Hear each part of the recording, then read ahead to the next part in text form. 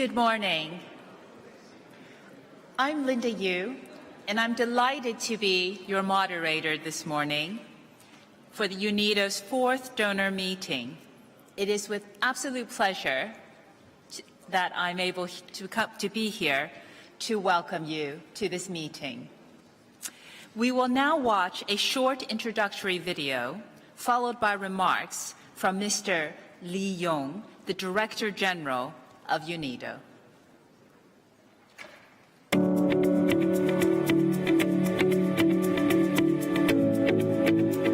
UNIDO is in full force helping countries achieving the 17 Sustainable Development Goals. We have a long road ahead of us, but I'm confident that together with the continued support of our member state, partners, and our donors, we will realize our dream of a sustainable future. As the specialized agency of the UN that promotes industrial development for poverty reduction, inclusive globalization, and environmental sustainability, UNIDO is determined to take its part in facilitating the successful implementation of the SDGs around the globe, in particular SDG Goal 9.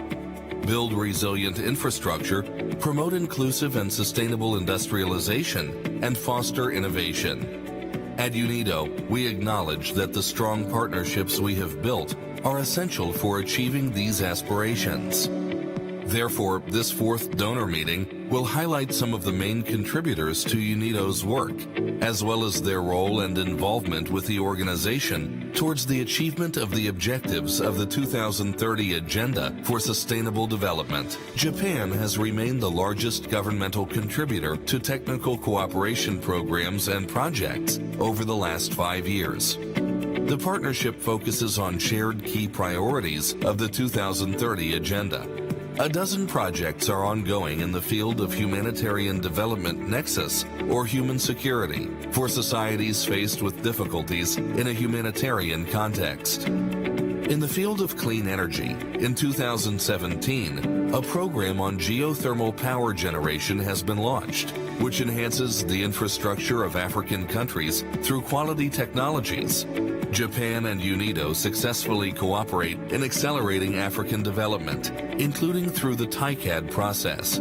Switzerland and UNIDO have a long history of very close cooperation in areas of shared key priorities such as enhanced trade and competitiveness, as well as resource-efficient and cleaner production, RECP. As one of the main contributors to UNIDO's program of technical cooperation, Switzerland actively promotes the implementation of the 2030 Agenda for Sustainable Development, in particular by enabling sustainable and inclusive growth through the development of sustainable trade and a stronger integration in the international markets. With significant investments in UNIDO, Sweden is one of the largest donors to UNIDO programs and projects, and an ardent supporter of its ISID mandate and the 2030 Agenda, a background which paves the way for continued and enhanced collaboration. The largest share of cooperation resources prioritize projects addressing climate issues, clean and renewable energy, gender equality, and innovative approaches to skills development in partnership with the private sector. The strategic partnership between UNIDO and Italy has been and remains strong, which is demonstrated by the large portfolio of technical cooperation programs and projects made possible due to its generous support. Promoting women's economic empowerment for inclusive and sustainable industrial development in the MENA region is one such project that builds on promoting a public-private partnership to improve female economic participation through entrepreneurship development. Through its voluntary contributions, Norway continues to be one of the top governmental donors to UNIDO. The partnership has been very strong and has an important and catalytic role to play in assisting countries in promoting industrial development, decent jobs, and a robust private sector, resulting in enhanced support for a range of projects in the field of trade capacity building, agro-industries, and fisheries, as well as projects relating to climate change, mitigation, the environment, and energy. The cooperation between UNIDO and China a founding member state and long-standing contributor to the work of the organization, has significantly increased over the past years, and the modalities as well as the objectives of its voluntary contributions have equally become increasingly diversified. The strong commitment of the government of China to integrate the 2030 Agenda into China's mid- and long-term development strategies has also provided a strong renewed impetus for the furtherance of inclusive and sustainable industrial development, notably in the context of South-South cooperation. The partnership with the host country Austria has primarily focused on creating shared prosperity and safeguarding the environment. With the support of Austria, along with other donors, global networks of sustainable energy centers and cleaner production centers have been established. In recent years, Austria has also invested in UNIDO as a partner to implement migration-related projects in crisis-affected countries through building local livelihoods, job creation, skill development, and increased resilience. The Republic of Korea's contribution to UNIDO has significantly increased over the last 4 years. The bilateral collaboration focuses on advancing economic competitiveness. Support is given to science, technology, and innovation, industrial policy research and strategy, entrepreneurship and vocational training, and agro-industry and manufacturing sector development in rural areas, among others. Through this support, UNIDO is implementing 16 projects around the world, particularly targeting Africa and Latin America. The cooperation with Germany has primarily focused on advancing the economic competitiveness of developing countries and least developed countries, LDCs. This objective has been pursued through strengthening the local production of essential medicines, trade facilitation, and capacity building for technology and innovation. In 2017, an Investment and Technology Promotion Office, ITPO, was opened in Bonn to foster industrial cooperation and technology transfer. Germany has also become a regular supporter of the Vienna Energy Forum. The Russian Federation is a significant donor to technical cooperation activities, which has been demonstrated throughout years of continued cooperation and its strong commitment to UNIDO's mission of promoting ISID in the context of the 2030 Agenda. Russia is supporting projects that are embracing different thematic areas of UNIDO's mandate and focusing on themes such as improving the competitiveness of export-orientated industries, industrial modernization and competitiveness, strengthening automotive clusters, aquaculture, and fisheries value chains development, tourism and agro-food clusters development, and the technological and enterprise upgrading of the agrochemical and agriculture machinery production sector, to name a few. The European Union has become one of the largest donors to UNIDO's technical cooperation program. The EU-UNIDO cooperation benefits over 100 countries through global, regional, and country programs.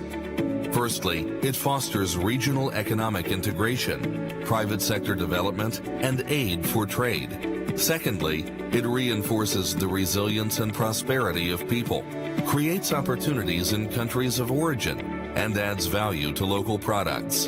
Finally, it builds circular economies, boosts sustainable energy, and tackles climate change.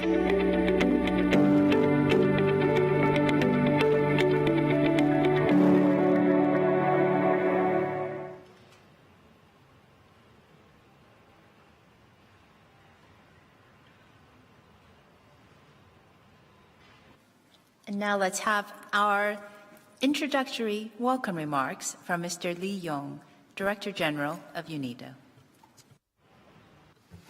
Thank you very much, Moderator. And this is a really exciting moment for me.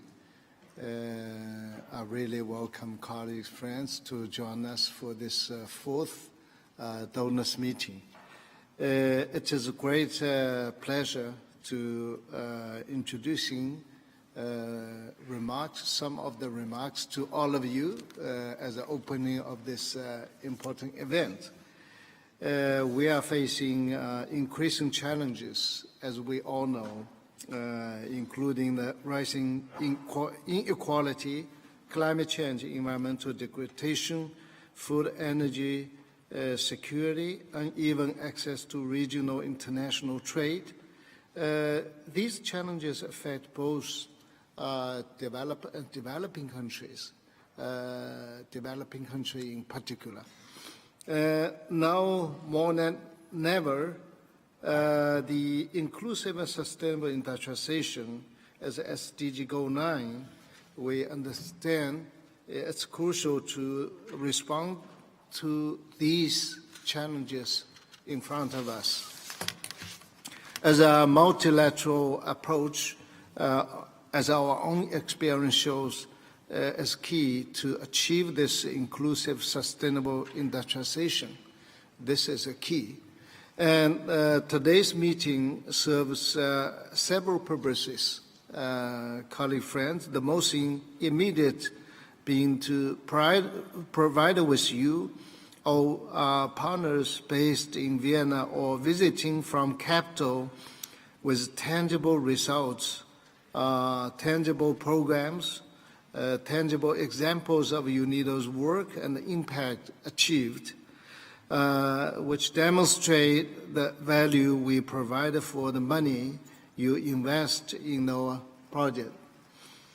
The selected stories presented today will provide first-hand accounts of important achievements for communities throughout the world, and these include enhanced access to clean, reliable, sustainable energy, the integration of the human security-based actions to achieve the SDGs, the links between the equality education and also decent work and economic growth, and the example of improved market access through the trade facilitation, the quality infrastructure, etc. These stories, as a snapshot of our operations, will highlight our role towards achieving inclusive and sustainable industrial development and how the partnerships, partnership with government, partnership with international organizations, partnership with private sector and the local communities that we have built those relationships, which really give us great help to implement those programs. This is why the theme of this year's General Conference is partnering for impact, achieving the Sustainable Development Goals.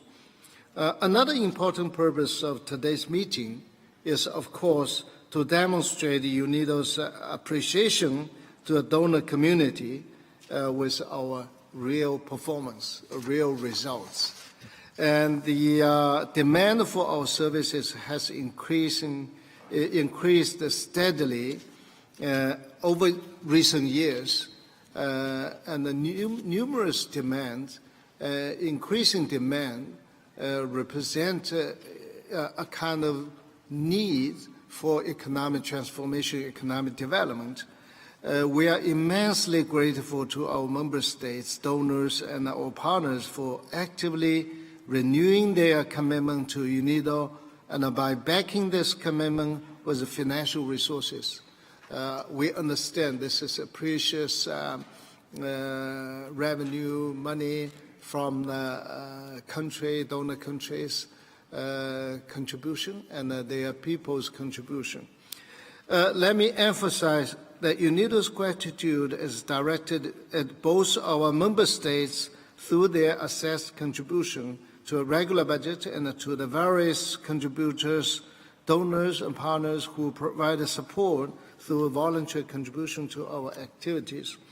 We are therefore keen to demonstrate through this event the concrete way in which UNIDO addresses specific needs, specific issues in the global development or in our member state.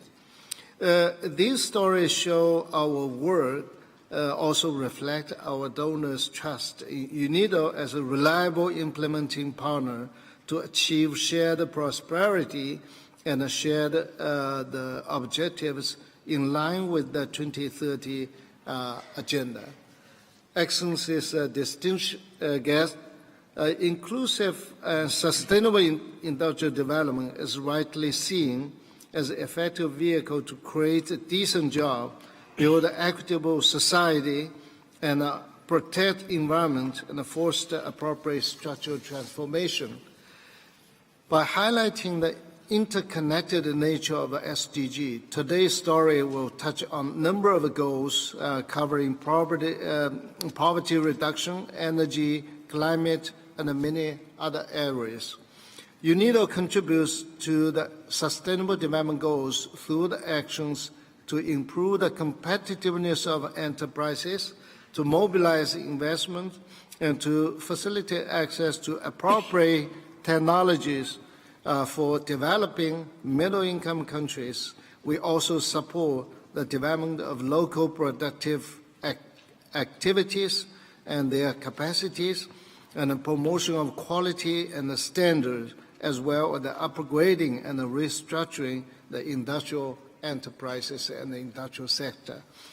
Our organization also provides a forum for member states to exchange experiences and views on these concepts, interventions, and their consequences.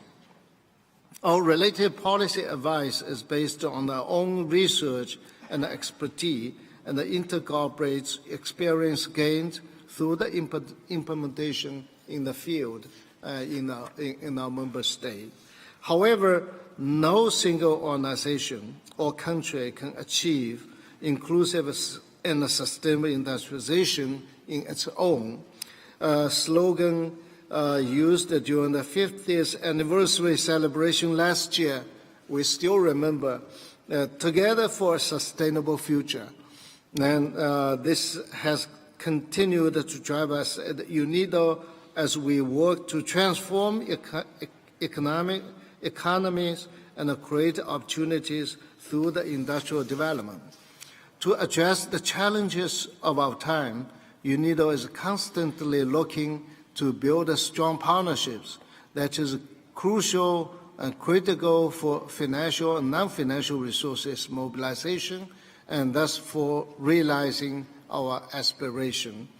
We remain committed to enhancing our partnerships with government donor institutions and the private sector, and harness the synergies of our capacities, and making the SDG a reality must be concerted efforts, as we mentioned, working together. Their achievements require active financial political support at the highest level, and also lowest level with exactly concrete work. While technical cooperation addresses need for capacity development through the implementation, it is a commitment and political will that will finally lead to the ownership. The SDGs are about producing tangible results that improve people's lives. They are an expression of what we, as a global community, agreed to achieve together over the next 13 years. Only 13 years left for SDG 2030 to be achieved. They mark a finishing line for a difficult race ahead of us, the race towards inclusive and sustainable development, as we know can only be achieved through the strong and committed partnerships and the concrete actions, concrete results. And colleagues, friends, we all know cooking a meal, delicious meal, we need rice, vegetables, and meat. And go fishing, we need fishing lines and a rope and a boat. And implementing UNIDO projects, we all know we need donors' support, we need a member countries' contribution, and we also need international organization support. So on behalf of UNIDO and our beneficiaries, let me now conclude by once again sincerely thanking all of our donors. Thank you for your commitment, thank you for your trust in UNIDO, and thank you for your continued support and cooperation. I believe that we, through this kind of activity, we will receive more support, and including the comments, suggestions, and I'm looking forward to working with you with more support from all of you. Thank you very much. Thank you for joining us today for this fourth donors meeting. Thank you.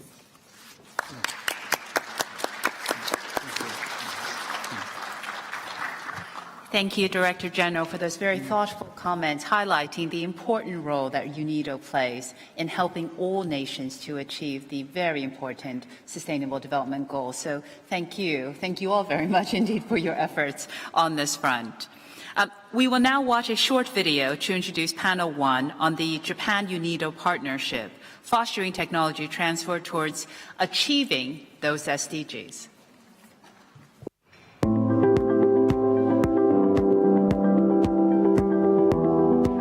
UNIDO's mission is industrial development. Oftentimes, industrial development is considered as an engine for economic growth. It is true, but in reality, it has far more widespread significance.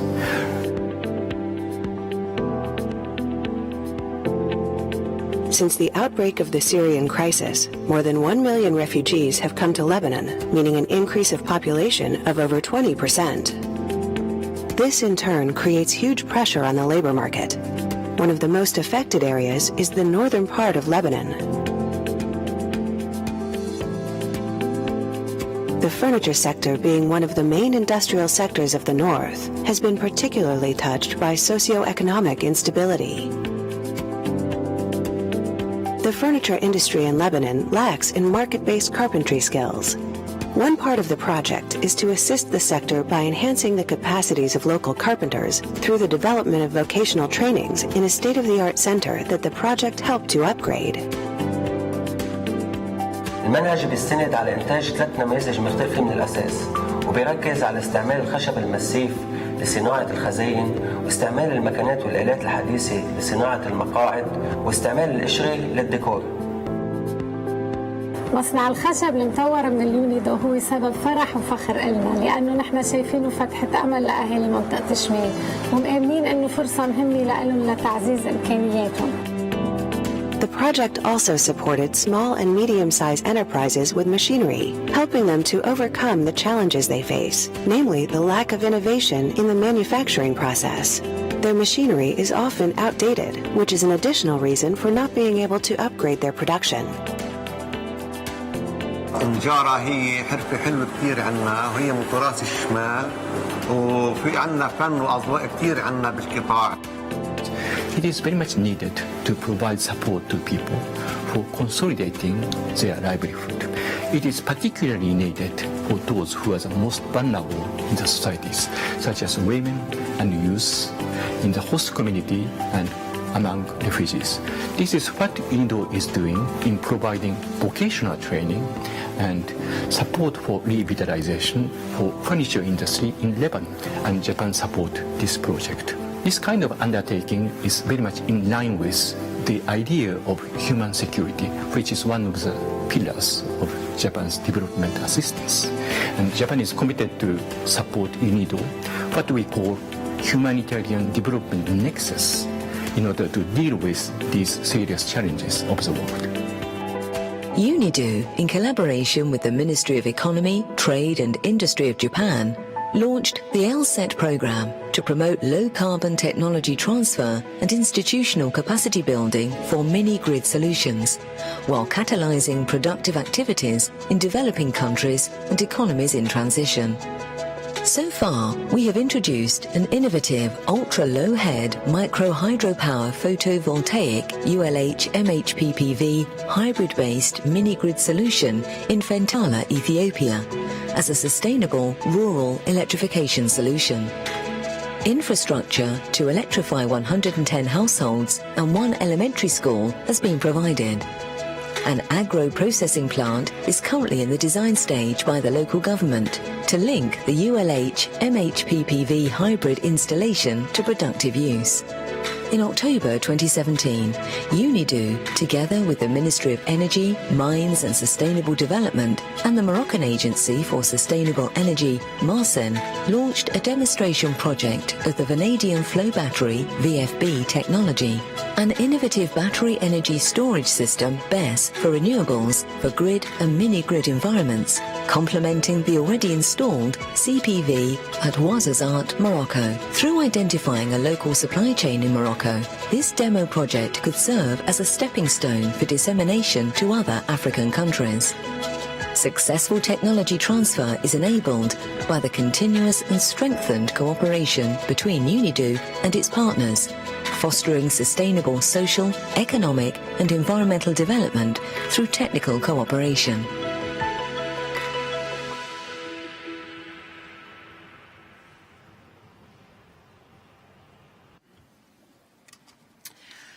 It is now my pleasure to introduce you to the panelists on stage.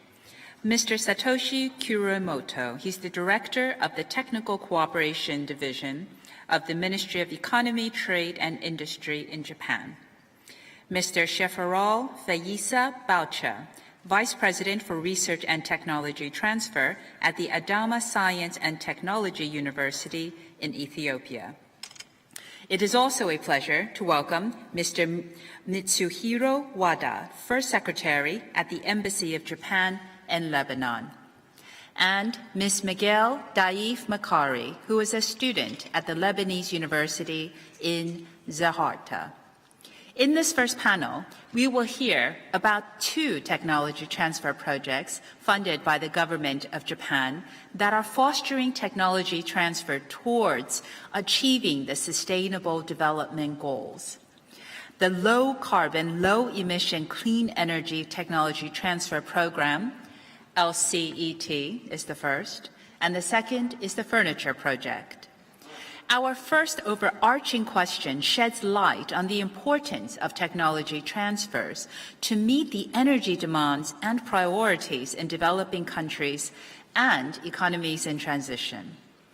So first, Mr. Kurimoto, what is enabling instruments of technology transfer that expedites energy development needs and priorities of developing countries and economies in transition? If you could please comment on that. Thank you, Ms. Yu. It is my pleasure to be here today. So access to electricity is one of the keys for economic and social development.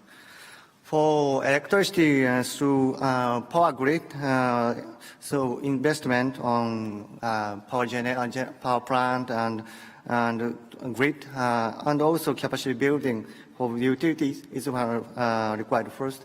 But this approach will take longer time for rural area which does not have access to power through grid. So small scale, decentralized generation is quite important for rural development.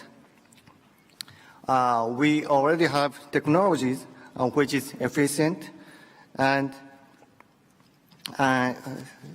easily maintained, which would be suitable for remote locations. For example, ultra low head micro hydropower, which means it does not require much vertical drop of water. But the question is how we can disseminate these technologies under low carbon, low emission clean energy technology transfer program, LSET program.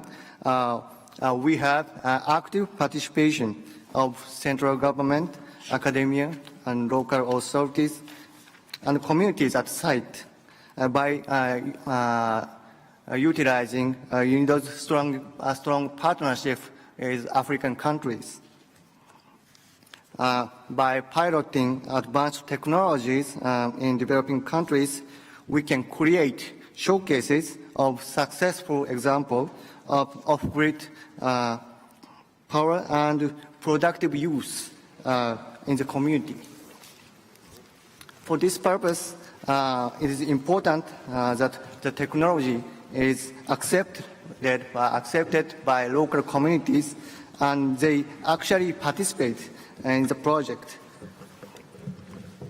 So UNIDO team conducted various trainings under this program for communities. So I believe that LSAT program is going to demonstrate success, and I hope that technology will be tested under this program, will further disseminate after the program and provide more power to rural community in developing countries. Thank you. Thank you very much indeed. The government of Japan, in collaboration with UNIDO, launched the LSAT program, as we've seen in the video, to foster technology transfer through technology demonstration, capacity building, and localization, while assisting developing countries in achieving their sustainable energy goals. With the LSAT program being a success in Ethiopia and Kenya, I would like to now ask Mr. Boucher, can you please elaborate on what you think the remaining barriers are to enable technology transfer in the energy sector?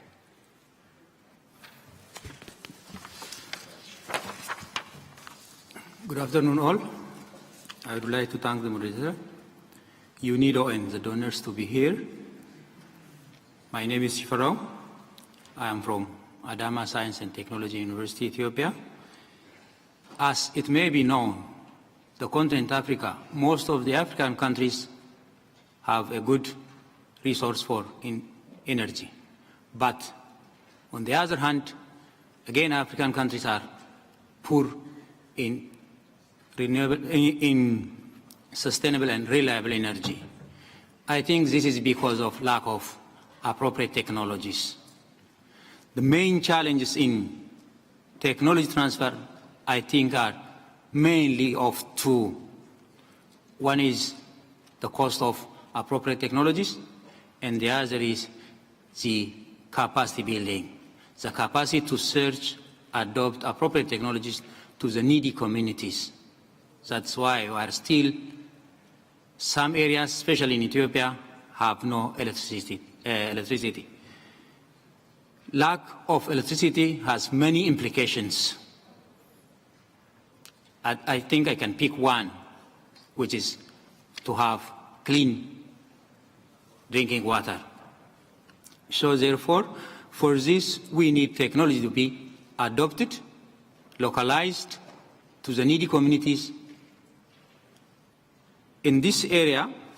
So therefore, UNIDO and low carbon, low emission, clean energy technology transfer is very important, and the integration between the academia, UNIDO, and some other organizations can play a greater role for enhancing the technology need of the local community. So therefore, in addressing this, the cost of technologies and localization, building the capacity of the local entrepreneurs to localize appropriate technologies to the needy community is a crucial role which will be played by the academia and the international organizations, local organizations in this respect. So therefore, I emphasize on how we can get access to appropriate technologies for clean, reliable, and sustainable energy to the needy local communities.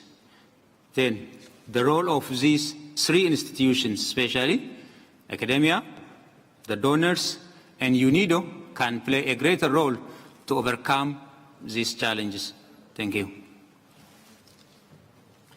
Thank you very much indeed for those two perspectives on the LSAT, a fascinating technology transfer project. Thank you very much indeed.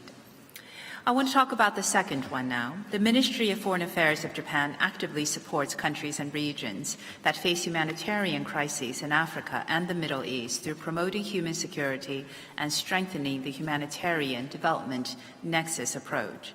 Mr. Wada, why did the Ministry of Foreign Affairs of Japan support UNIDO to undertake the furniture project in the north of Lebanon? how do you see the results of the project on the ground? Thank you for the introduction, Linda. So first of all, Japan places importance on promoting human security and the humanitarian development nexus approaches in its development assistance. The outbreak of the Syrian civil war was in 2011, and the need for assistance in the north of Lebanon has been shifting from a humanitarian-based one to a more economic one, such as a lack of employment, livelihood opportunities that are vital to a long-term stability of societies. In Lebanon, while humanitarian assistance may still be required in the region, a lack of livelihood opportunities has been a source of social instability for a long time, especially for young people. Under these circumstances, Japan intended to support the host communities through this UNIDO project of technology transfer. It upgraded the Jakarta Vocational Training School to provide trainings on cutting-edge technologies for furniture production for the local population, especially its youth, to enhance their employability while simultaneously supporting small, medium-sized enterprises to expand their business so as to increase employment opportunities in the region. This project, therefore, ultimately supported individuals in the region to build on their strengths and aspirations, and thereby promoted human security, which prevented them from falling back into a situation in need of humanitarian assistance by development assistance. This is in line with Japan's development assistance policy. To date, through this project, more than 200 people, including 109 youth, have received training at the training center. The Training Institute has engaged in a new partnership with the university and continues to provide training courses even after the closure of the project, thus creating a virtuous cycle for the economy to the region. Thank you very much. Thank you very much indeed. I want to now turn to Ms. Makari. She was born in Zarta, where the furniture project developed the training center and offered training. She joined one of the trainings offered by UNIDO in the Zarta Vocational Training Center. So, Ms. Makari, after participating in the training, what do you think are the benefits of this training, and what kind of change do you feel this training has brought to you and other participants? Thank you. One of the most relevant benefits is that the UNIDO training has allowed the other participants and me to experience modern furniture production firsthand. Lebanese University and the other universities in the north of Lebanon do not have their own training center for carpentry. Moreover, due to the late economic downturn, there are only very limited internship opportunities for students of architecture and interior design, such as myself. The Vocational Training Center, upgraded by the project, has offers state-of-art equipment and safe and modern working spaces, which I think 65% of the training participants were female. Overall, I would say that by funding this project, the government of Japan has given us hope and empowered the trainees to feel confident about finding a job. Also, the trainings and the center itself have created a bridge between the more experienced carpenters and the young people who participated. Personally, I've had learned so much. For example, on the model of chair making, I've had the necessary skills to restore an old chair at my house. Thank you. Thank you very much.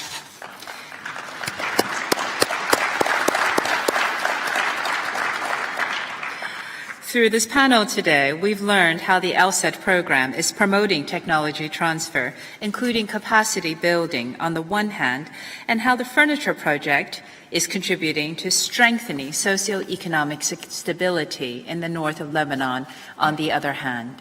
So please join me in thanking these panelists for their contributions to this panel.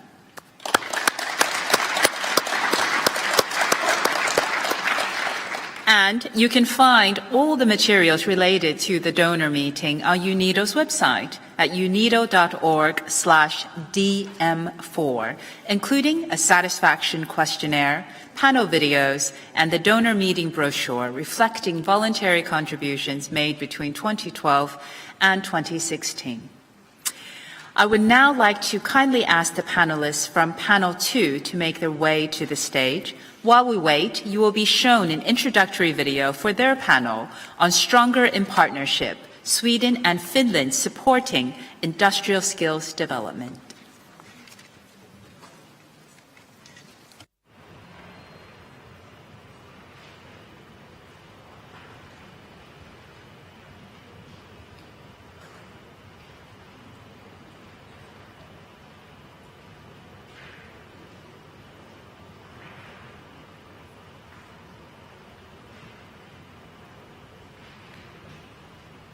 Hello Vienna. Hello Vienna. Hello Vienna. Hello Vienna. Hello Vienna. Hello Vienna. Hello. Hello. Hello Vienna. Hey, hello Vienna. Hello.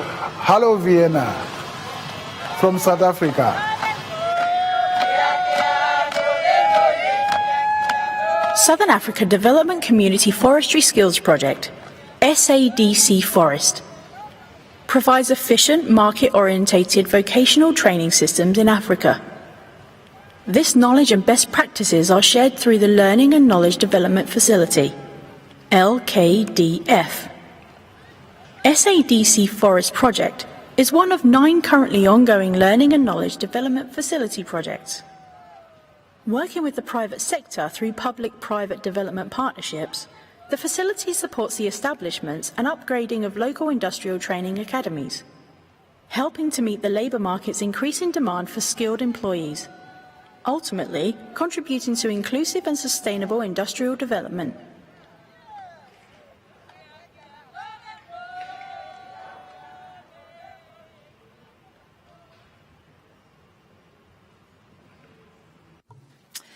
Let me warmly welcome Ambassador Hannu Kirjalainen, the permanent representative of Finland to the United Nations and other international organizations in Vienna. Per Einar Troften, who is a senior program manager at the Swedish International Development Cooperation Agency. Teppo Katula, who is CEO of ECA Group. And Lucette Ramo-Haupa, who is the Director of Business Development at Eon Reality. In the second panel, we will hear about the experiences of the Swedish International Development Cooperation Agency and the Government of Finland with the Learning and Knowledge Development Facility and how both countries are supporting industrial skills development. So first off, the Swedish International Development Agency, SIDA, is a government agency working on behalf of the Swedish Parliament and government with the mission of reducing poverty in the world. So my first question is to Mr. Troften. What was the trigger of SIDA to start working with the business sector using the public-private development partnerships, PPDP modality, as we saw in the opening video? Thank you very much. First of all, we believe industrial development is a key factor for any country's strategy for sustainable growth. In Sweden, the government is focusing on a strategy of smart industry that aims to strengthen companies' capacity for change and competitiveness. When it comes to SIDA, We work with the private sector when we believe this is the best and most effective way to reach the Sustainable Development Goals. We believe the private sector can contribute to the SDGs by integrating sustainability and providing innovative solutions in their core business. For us, such partnerships and collaboration is important to achieve long-term solutions and sustainable results to reduce poverty.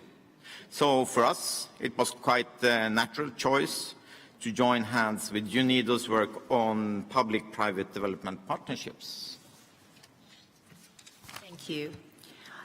The Learning and Knowledge Development Facility was funded by SIDA and designed to generate lessons from business sector collaboration in industrial skills development. How did you capture this learning, and what have you learned?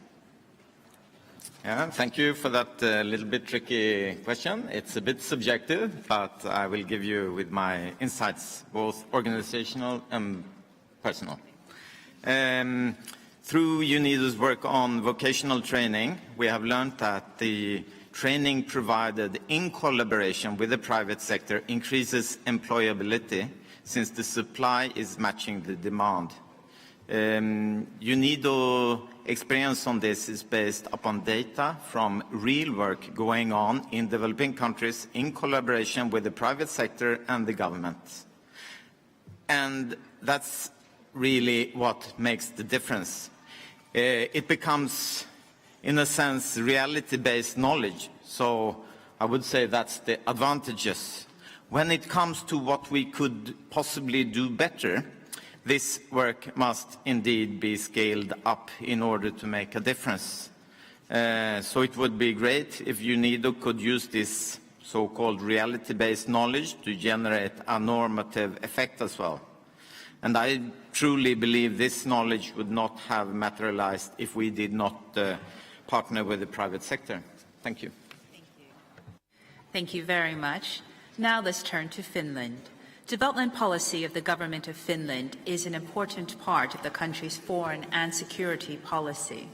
Finland sees economic development cooperation as a way to provide millions of people with a chance for a better life.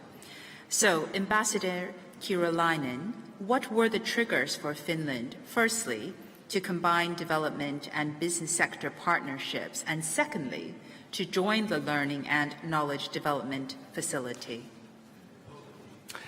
Thank you. Similar to my Swedish colleague, Finland believes that prosperity and the well-being of developing countries are generated through people's work.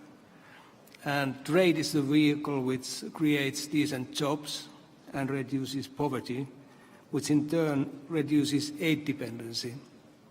For this, of course, people need to be equipped with skills, including industrial skills.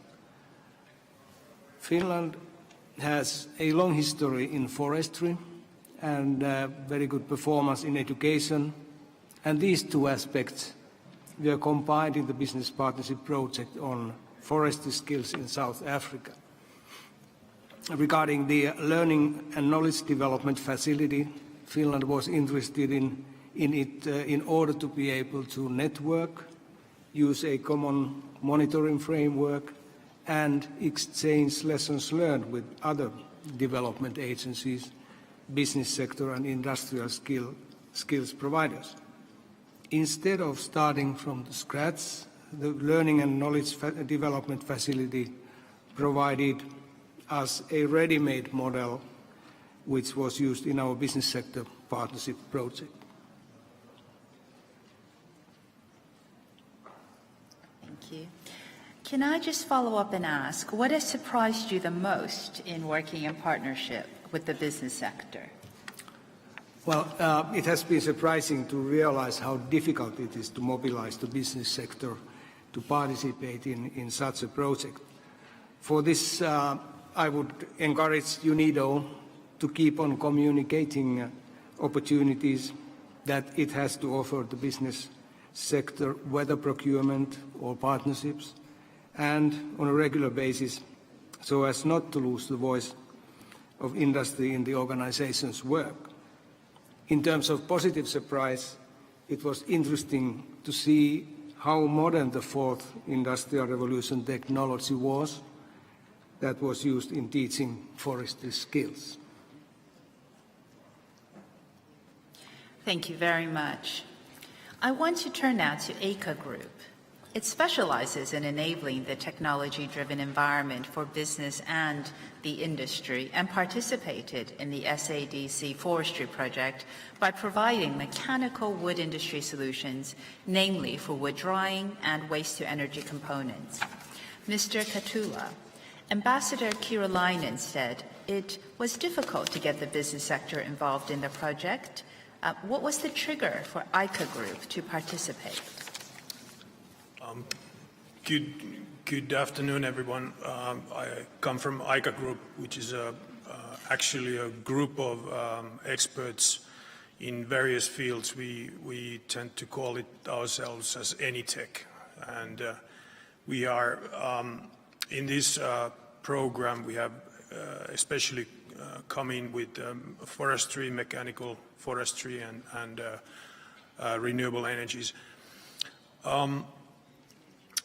I'm a bit astonished myself that there are not more companies interested on these opportunities, and because we have been very flexible on our work. We try to be as flexible as possible, and we haven't really found much difficulties at all to work with UNIDO or to work with the on ground as well. So it's a bit of a miracle to us as well that the companies consider it difficult. I understand that AICA Group's involvement in the project has ended. Did you manage to establish yourself in the South African market? Well, yes. Let's go to a little bit of history first. We've actually been to Southern African markets over 10 years already. We have a subsidiary in Botswana, and but due to this project, we were also exposed more to South Africa, and we were able to put up a subsidiary in South Africa, partly because of the UNIDO project. So we are very grateful of that. So what would your advice be to other donors and to UNIDO when considering further similar partnership projects? Well, I would say that from the industry and from the donors' point of view, at least we would like to get involved in earlier stages of the projects. That would enhance the profitability of the project greatly, I would say, and I'd also say that to utilize the SMEs, small and medium-sized companies, would be good and beneficial for UNIDO as well, because the flexibility function is there much bigger than in large companies. Of course, I greatly value Volvo and Scania. They're great big companies. So. Thank you. Eon Reality produces augmented and virtual reality platforms and knowledge transfer solutions. Ms. Ramahopa is responsible for business development within Eon Reality's Tshwane Interactive Digital Center. So, Ms. Ramahopa, your company was involved in this project through the provision of virtual reality learning aids. Can you tell me more about the rationale behind using virtual reality in teaching in general, and particularly in an African context? Definitely. Good afternoon. Thank you, Ms. Yu. First of all, we at UNIDO Reality believe that knowledge is a human right. So that's where we basically depart from. And the implications of virtual reality in the African context is extremely important. First of all, with the advent of technology, and as such, the fourth industrial revolution, it basically means the new era for the knowledge economy. And what we found out is that virtual reality has the potential to overcome language barriers. Remember, Africa as a continent has got multiple languages. And in basic education, just the mere, communication, the standard communication barrier is being able to overcome those multiple languages. And obviously, the second biggest one is literacy. And by using virtual reality, this enables us to train people with a low literacy and education background, and basically allowing them to function better in an industrial environment, to hold jobs, and therefore make a living. And since we live in the knowledge economy and through virtual and augmented reality, Africa is in a better position to participate in such an economy, and this could even allow us to overcome seemingly insurmountable education, training, and upskilling obstacles, most of them which are historical, therefore allowing us to leapfrog from those historical obstacles into the present. And if we're able to do that, we'll definitely be able to then be active in the future. Would you like to show us how the application works? I'm quite looking forward to this, actually. Yes, I would, if you allow me. I would actually like to ask Ambassador Kurilainen to take part in this and just test it for us with the audience watching.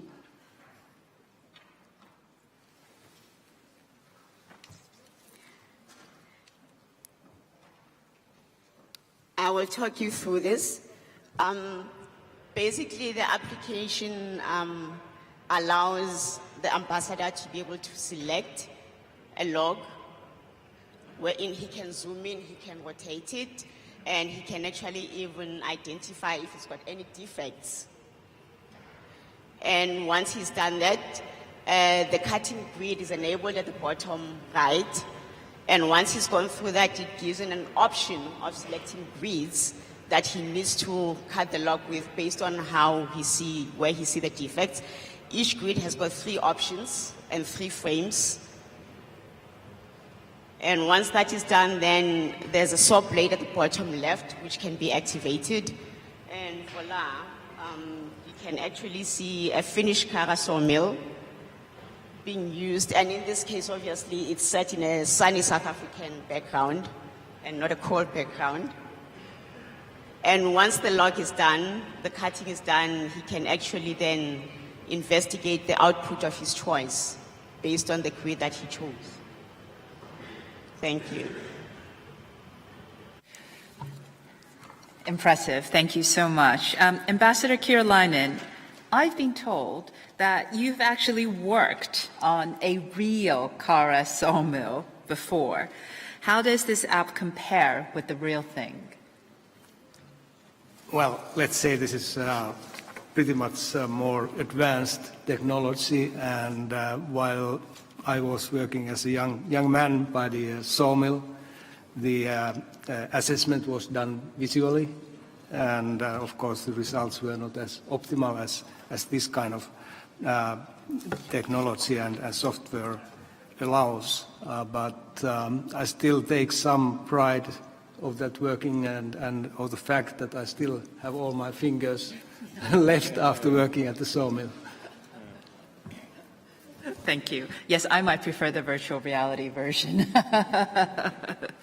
But thank you all very much indeed. The panel has demonstrated that innovative partnerships, especially those with the business sector, are increasingly crucial in the current fourth industrial revolution landscape. The Learning and Knowledge Development Facility is holding its annual meeting today and tomorrow in conjunction with UNIDO's General Conference. And I would like to ask the facility members to stand up in the room. Oh. They're clearly a close-knit group. They're seated together. The LKDF partners include representatives from the business sector, vocational training centers, and development agencies. After the donor meeting, the audience will have a chance to ask questions of the facility partners in the Knowledge Hub located in the front of the plenary hall. You'll also have a chance to play this app, Cutmaster, and have your photo taken in a workshop setting in our social media area. In order to find our Knowledge Hub, please follow our interns who are wearing typical gear from the LKDF projects. Could the interns wave their hands and make themselves known as well? Oh, I love the hard hats and the high-vis jackets. Health and safety always, even in virtual reality. Well done. With the two examples presented today, we've learned how the Learning and Knowledge Development Facility is bridging the industrial skills gap by providing quality vocational training, and is also serving as an important example of empowering disadvantaged women. So please join me in thanking the panelists for their excellent contributions on this topic. Thank you all very much. I would now kindly ask the panelists from panel 3 to make their way to the stage. While we wait, you will be shown an introductory video for their panel, European Union UNIDO Cooperation, Quality Infrastructure Supporting Nigeria to Overcome the Trade Barriers of Dried Beans.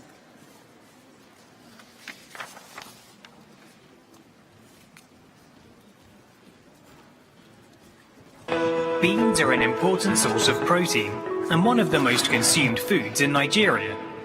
Today, the country produces about 22 million metric tons of dried beans a year, both for domestic and export markets. However, since 2016, beans from Nigeria are banned from the European Union due to an excessive use of pesticides. The ban not only hurts Nigerian farmers, but the rest of the supply chain and Nigeria's image as well. To assist the country to respond to this challenge, the United Nations Industrial Development Organization has established an innovative traceability system called the Conduits of Excellence. Implementation has begun and quality improved already. So let us see how it works. Farmers use good agricultural practices and bring their products to a local storage, operated according to food safety standards. The goods are first tested by an accredited laboratory, and the storage operator only allows those goods that pass the tests. In case of a reject, an extension officer from the Ministry of Agriculture reviews the production process with the farmer. From the storage, quality products are handed over to the processors, who follow strict quality management procedures. Once the final product is ready, a competent authority is testing it for quality and issues a certificate. Only then can the exporter proceed with transportation, following the principle of traceability and good hygienic practices. Numerous farmers, processors and exporters, including women, have attended various workshops and were trained on the Conduits of Excellence. Although driven by the private sector, the inception of the Conduits of Excellence was a result of the effort of 46 public and private stakeholders and a strong support from the Nigerian government. Additionally, in June 2017, interested parties from the states of Kaduna and Lagos signed a letter of commitment, pledging to deliver quality and safe agricultural produce. Others are welcome to join. With the Conduits of Excellence, Nigeria is taking an important step towards improving its competitiveness and export capacities, as well as inclusive and sustainable industrial development. Together, we can overcome the export ban of dried beans to the European markets.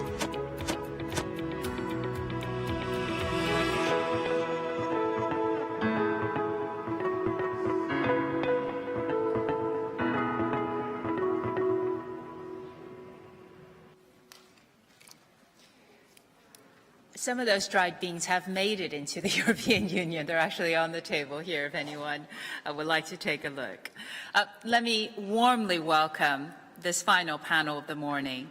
Ambassador Didier Lenoir, the head of the delegation of the European Union to the United Nations in Vienna. Mr. Olusegun Awolowo, Executive Director and Chief Executive Officer of the Nigeria Export Promotion Council. Mr. Adegboyega Moses Adewumi, who is Head of Inspection at the Nigerian Agricultural Quarantine Service.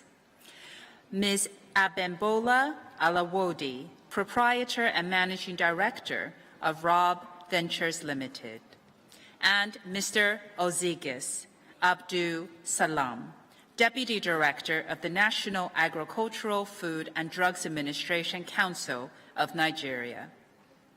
In Nigeria, the agri-food production sector, I should say, has been troubled by safety issues and the lack of consistent quality management. This leads to the uncoordinated use of pesticides and poor storage conditions, which can cause contamination. As we saw in the video, in some cases, this has resulted in the suspension of trade, leading to loss of income.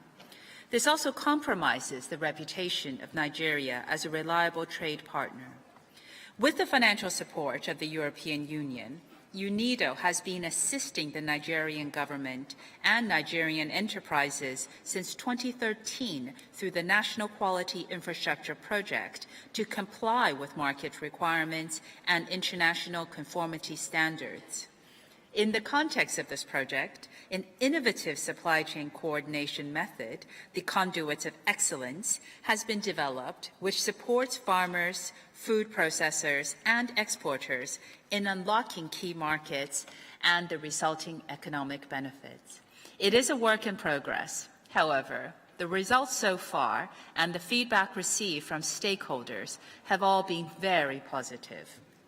So, Ambassador Lenore, the European Union has been in the front line of sustainable industrial development and trade capacity building in developing countries. As a donor in this area, could you please tell us about the priorities that you have during the conceptualization and the implementation of such work? Merci beaucoup. Thank you very much, and thank you very much for this invitation to participate in this panel. I'd like to reply by saying that there are 3 levels of priority that should be duly taken into account in terms of the projects that have been developed with the authorities, all of which represent these 3 priorities. The first level is the level of strategic priority, which is established in order to combat poverty, as reflected in the new consensus for development that was adopted by the European Union. So the first of these priorities, again, is the overarching priority, which is the implementation of the goals that all of us have subscribed to in order to meet the 2030 goals. The second level of priority is at the operational level. That is, how to implement in specific terms on the ground these general objectives that have been set out in the UN framework. And this is where our cooperation with Nigeria and with Africa in general is very important. And that means supporting employment generation in Africa, supporting economic growth in Africa. These are part of the priorities, and these are part of the means that will, in terms, allow us to meet the Sustainable Development Goals. And that is why we enthusiastically welcomed the decision adopted by the United Nations last year to launch this process of the new decade for industrial development in Africa. So again, that second level of priority is supporting job creation, employment generation in Africa in order to support African economic growth. And here I'd also like to point out that at this time, the EU-African Heads of State and Government Summit is taking place, which is a milestone, giving our political leaders an opportunity to discuss these matters. So the second level of priority, developing growth and employment. UNIDO is a very important partner when it comes to implementing these priorities. The third level of priority setting, which has guided our decisions regarding the projects that we're discussing today, is more specifically the need once again to translate words into action on the ground to implement the general priorities that we have referred to. And these are matters that we have discussed with UNIDO experts and, of course, with the authorities in Nigeria. And following these discussions, we identified the need to develop export capacity and export potential, improve product quality, which is of benefit for the consumers as well as for the exporters. And what's good for the exporters in Nigeria is equally good for Nigerian economy in terms of creating jobs. And that brings us back to the overarching strategic priority. So if I were to respond to the question put to me, in order to attain the Sustainable Development Goals, what we have to do is to engage in Africa with partners in terms of job creation and growth in order to promote growth. And we have therefore supported these projects in order to boost exports. So to sum up then, once again, and to reaffirm the EU support for this decade of industrial growth and development in Africa. This is a very important subject dear to our heart, something that we need to discuss at this general conference and, of course, in the years to come. Thank you very much. Merci beaucoup. It's wonderful to hear. Thank you very much. Decade-long support of Africa's aims to get to achieve the SDGs. So thank you indeed. Mr. Awolowo, if I can turn to you. You are one of the minds and one of the driving force behind the establishment and development of the Conduits of Excellence methodology. So tell us a bit about how and what caused this successful methodology to start. Yes, thank you very much. We started facing rejection of Nigerian products at the EU, and it was very worrisome to the government and to us and NEPC, because it had an effect of reducing the export of our agricultural products, and it really was a nightmare just watching the rapid alert system that the EU has, and when we see Nigeria focusing on that. So what we did was we set up an interagency committee on zero rejects. The goal is to have no Nigerian products rejected by 2018, we said.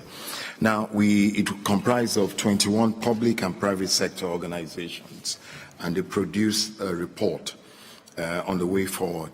The federal government subsequently accepted our report of this committee, and they established the Interministerial Committee on Zero Reject under the Ministry of Agric and the Ministry of Industry, Trade and Investment. They approved the Conduit of Excellence model developed by UNIDO, and we are currently developing what we also call our export control plan, as required by the European Union, to lift the suspension of beans export to the EU. We collaborated with UNIDO, particularly under the EU-funded NQRP, Nigerian National Quality Infrastructure, National Quality Infrastructure Program, which we believe is a game changer to the economy of our country, and also food safety in particular. The Conduits of Excellence designed and implemented by UNIDO, it connects motivated farmers with key infrastructure elements, proper storage, processors looking for quality products. And through that, we now developed what we call our standard operating procedure, the SOP, to train farmers, extension workers, laboratory staff, warehouse providers, amongst others. The result of this training is production of chemical-free beans, well-packaged beans products by producer clusters and MSMEs for both the local market and export to EU and non-EU countries. We have some display. We'll invite you to the hub this afternoon to sample some of our beans products, which we say, because of the quality and the high nutrient value of it, we believe it will soon replace the traditional European breakfast menus and the EU and the world breakfast menus all over the world. So please join us as you sample some of these beans that we have produced for you. What we intend to do is the NEPC want to use that conduit of excellence developed for beans to work towards extending the scope from dry beans to other value chains. Finally, the COE has created awareness among stakeholders on the need to grow, harvest, and process chemical-free beans and other products for local market and export. And over time, this COP will be replaced by quality-driven production everywhere. The COEs are role models inspiring value chains to connect to global value chains. And what does Nigeria gain by this? Because we're now transiting from an oil exporting economy to an agricultural and other exports. So we want consistency exports to high value markets. This is a potential to transform our entire agric food sectors and to export traceable, high quality, safe food to the world. And that is our hope that we'll achieve with this project. Thank you.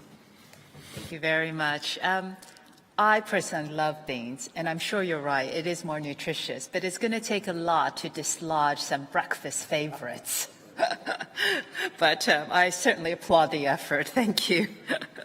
Let me now turn to Mr. Adewumi. You represent one of the beneficiaries and you're a key stakeholder in the National Quality Infrastructure Project. So far, how has your organization benefited from implementing the Conduits of Excellence project in terms of its impact on sustainable development? Thank you, Chair. The Nigeria, as we all know, Nigeria Agricultural Quarantine Service is in charge of issuing of phytosanitary and sanitary certificates, that is document, for agricultural commodities, including beans.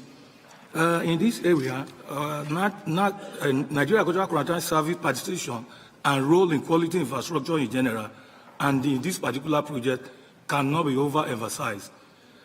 As one of the competent authority for Nigeria, our meaningful participation in the national quality infrastructure is built on foundation of competence and trust.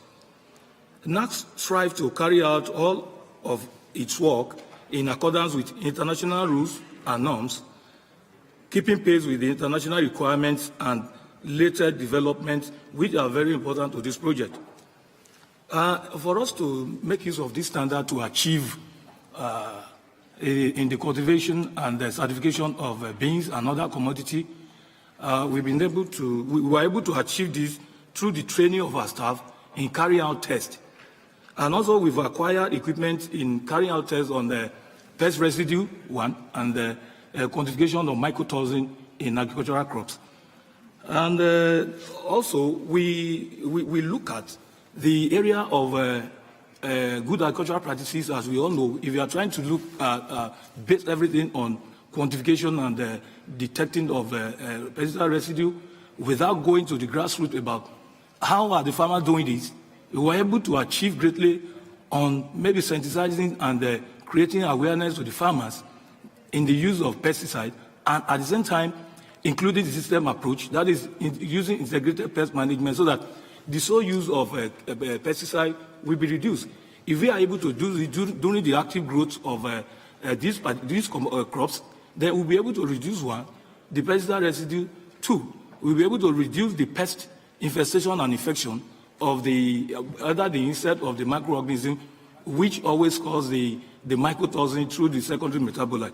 So we'll be able to do all these things, maybe getting from these processes of cultivation down to storage, so that in doing all this one, we'll be able to reduce the contamination either through pests and at the same time to keep the storage facility clean, because as you know that in storage there are some pests we call quarantine pests and the one that is not quarantine pest, which if not controlled, it will reduce the quality of this commodity.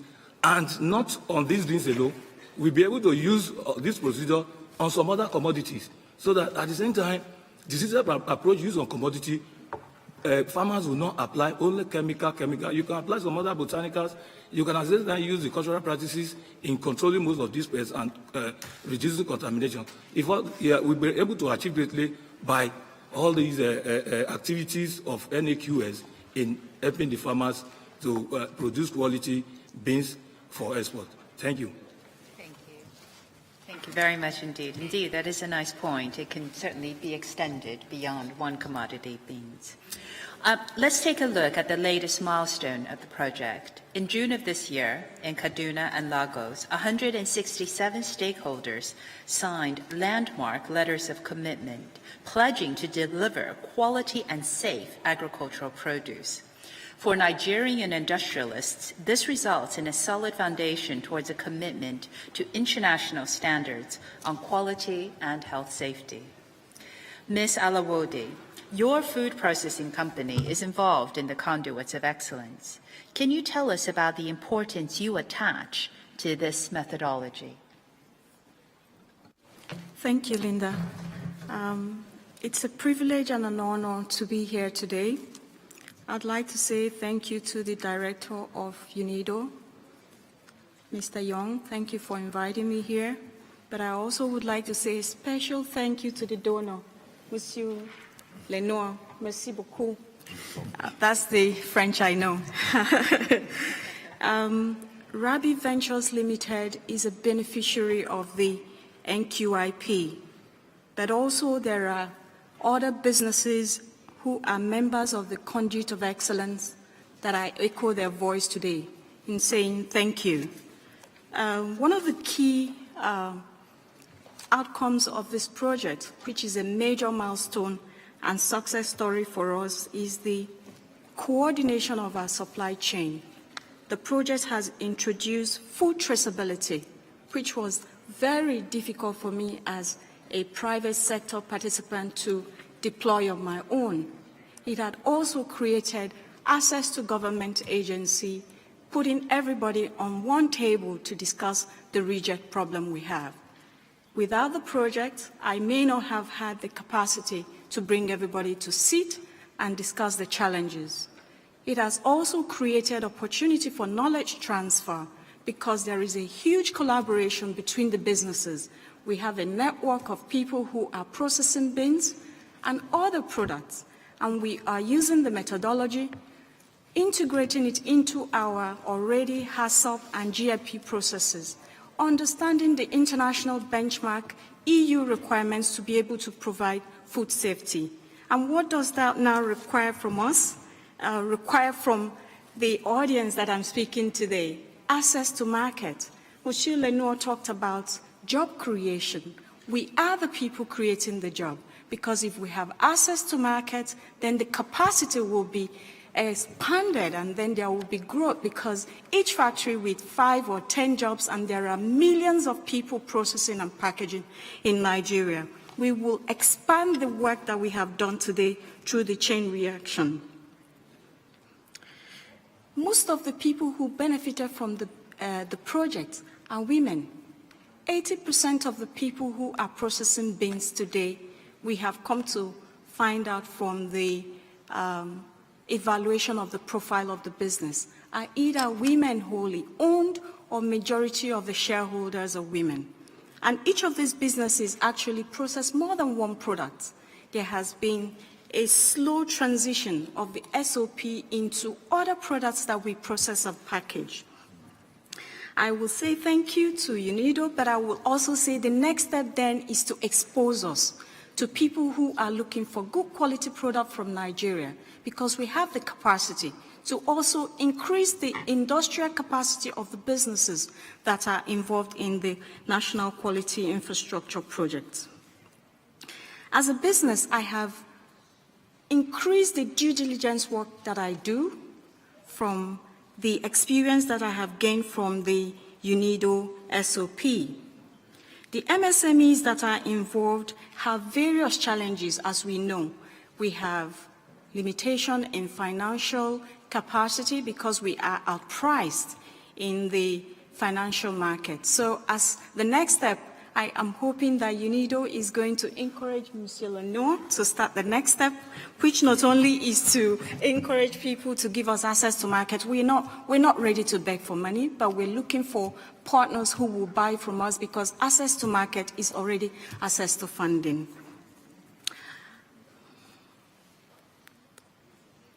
I would like to close by saying that RABI as a business has adopted the framework, and so has other members of the Conduit of Excellence. We have now understood the EU benchmark for pesticide residue level and for mycotoxins control. We are ready, and we have actually provided the products that will meet your market requirements. And we are hoping that as you come to see what we have done, the trade barrier that exists today for beans and some other commodities will be lifted in very short time. Thank you. Thank you very much. And finally, Mr. Adu Salam, you are in charge of one of the competent authorities and hence the gateway for Nigerian exports. Could you tell us about your role under the Conduit of Excellence? Thank you very much. I just have to say it point blank. If you cannot measure something, you simply do not know it. If you cannot accurately and repeatedly measure anything, you cannot be trusted. And that's what's said in quality assurance. My organization, NAFDAC, which is National Agency for Food and Drug Administration and Control, has been playing some silent role in the Conduit of Excellence through its accredited laboratories. Results of tests of products such as dry beans and any other product through the conduit can actually be made as a critical point in the chain. And it also ensures the value chain is not broken, as well as the fact that it will deliver as planned or as expected all along the chain. NAFDAC is playing that role of enhancing the competitiveness of Nigerians' produce while ensuring the release of internationally acceptable reports. What does this project do to us?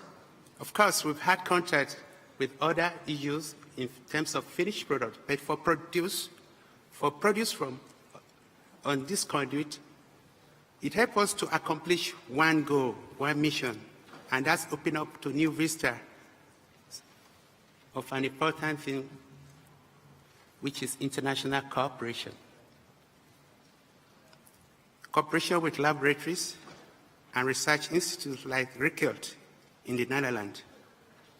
And this enables us to learn new methods, skills, and test processes. I'll say that at this critical moment, while Nigeria is coping with the challenge that led to the reject of its dry beans, key institutions as NAFDAC cannot afford to relax their systems. Instead, they will need to develop and maintain them and improve to the next level so as to reach very acceptable level internationally. What next? We need to deepen and widen this success story. How do we deepen it? Because it's a pilot project, it needs to go to several other agri-field zones in the country. Invariably, if we have to use the facility we use in this current pilot training, we will not be able to cope. Yes, we have an ISO-accredited lab that has participated in the Conduit of Excellence. It's a basic fact that it won't be sufficient in scaling up this exercise. And this exercise must be scaled up because you can't have a success story you jettison. Instead, you spread it around, and the more it contributes to social values as well as the SDG. We need to establish more ISO accredited labs in the various agri-zones of the country. Laboratory consumables are a problem that will need to be addressed. It was a hiccup in the pilot, which should not be a hiccup in the next scaling up of this success story. Of course, training cannot be overemphasized. Of course, people who are trained before, they will need to be retrained to cope with new methods and new expected service delivery in terms of skill and also in terms of reputation. Thank you. Thank you. Thank you very much indeed. I look forward to the scaling up and eating more beans, specifically from Nigeria. So thank you all. As we can all see, these days are extremely stimulating in terms of what Nigeria is doing, their trade capacity development. We've learned how the improvement of the national quality infrastructure can be an efficient tool to handle challenges such as export bans. I believe that the conduit of excellence for dried beans is very promising and could offer solutions for different value chains as well. And as I said, I'm looking forward to myself eating more of these beans and wishing good luck to everyone with this innovative model. If you want to learn more about Nigeria and the various efforts to strengthen the country's competitiveness, do not miss the roundtable discussion hosted by the Permanent Mission of Nigeria, which will start right after this event at the networking zone on the second floor. Now, please join me in thanking this terrific panel for their fantastic contributions. Thank you. Now it's time to bring UNIDO's 4th donor meeting to a close.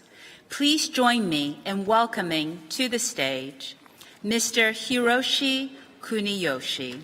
He's the Deputy to the Director General who will provide the final remarks for this meeting this morning.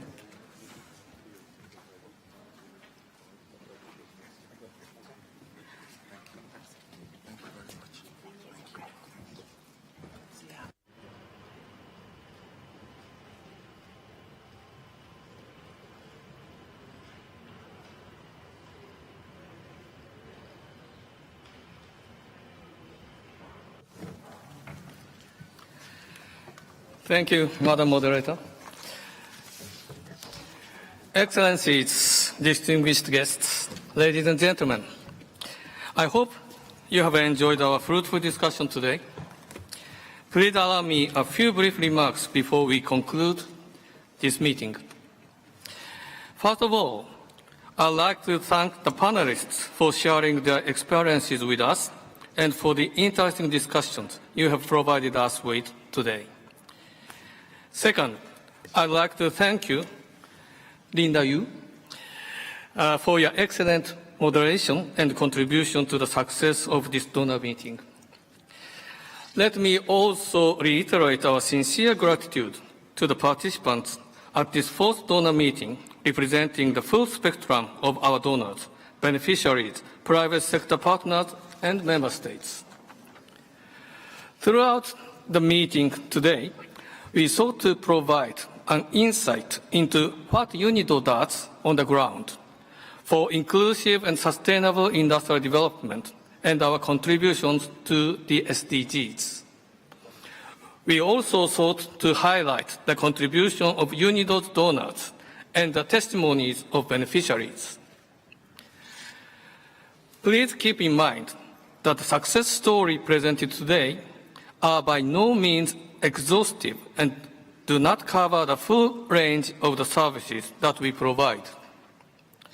However, I believe that the examples presented today have provided you with a good representative sample of UNIDO projects across various geographical regions and thematic areas. During the first panel, we heard about 2 technology transfer projects funded by the government of Japan. One was the Low Carbon, Low Emission Clean Energy Technology Transfer Program that promotes technology transfer, including capacity building for mini-grid solutions while catalyzing productive activities and that address SDGs 7, 9, and 13. The second example was the furniture project, which emphasizes the humanitarian development nexus through technology transfer of state-of-the-art equipment and skilled training on furniture production to strengthen socio-economic stability in the north of Lebanon, contributing towards achieving SDGs 8 and 9. The second panel moved the discussion towards UNIDO's impact on quality education, decent work and economic growth, and partnerships for the goals SDGs 4, 8, and 17, respectively, by highlighting the experience of the Swedish International Development Cooperation Agency and UNIDO with the Learning and Knowledge Development Facility, LKDF.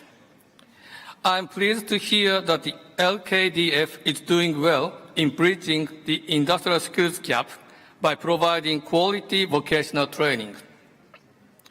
We also learned more about one of the LKDF's projects, the Developing Regional Forestry Education Program in Southern Africa, which is funded by the government of Finland and serves as an important example of empowerment for disadvantaged women.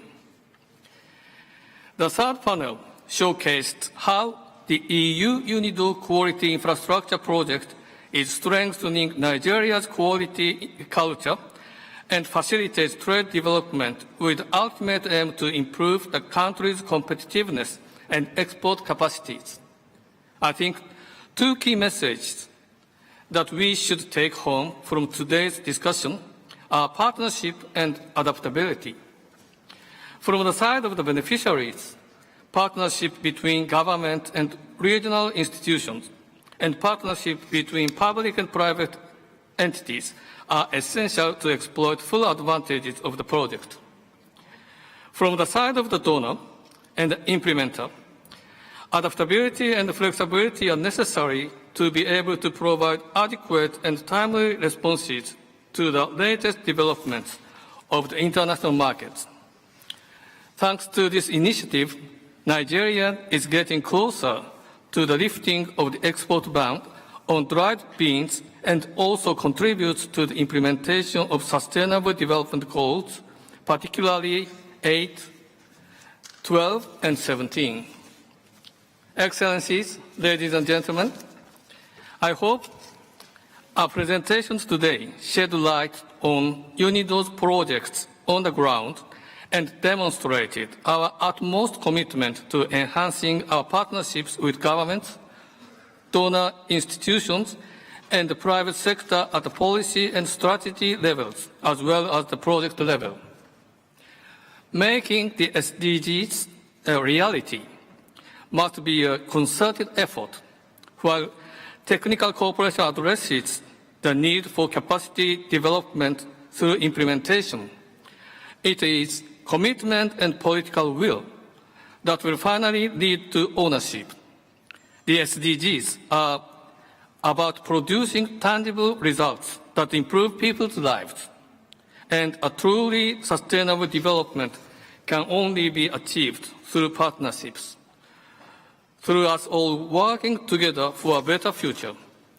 Excellencies, ladies and gentlemen, since the first donor meeting, we have asked participants to provide the Secretariat with feedback on how we could make the meeting more meaningful to all of the participants.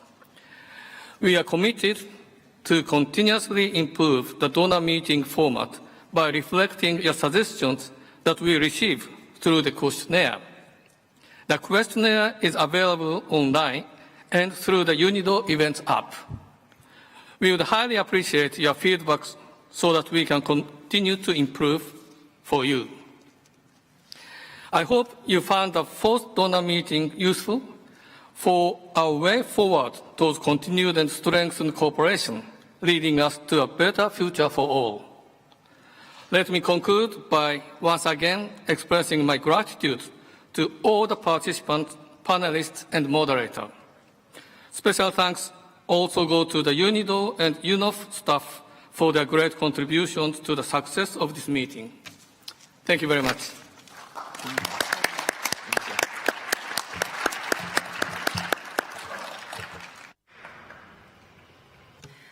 Thank you, Mr. Kuniyoshi. And with that, the meeting is adjourned. Thank you all very much indeed for your participation this morning. Thank you.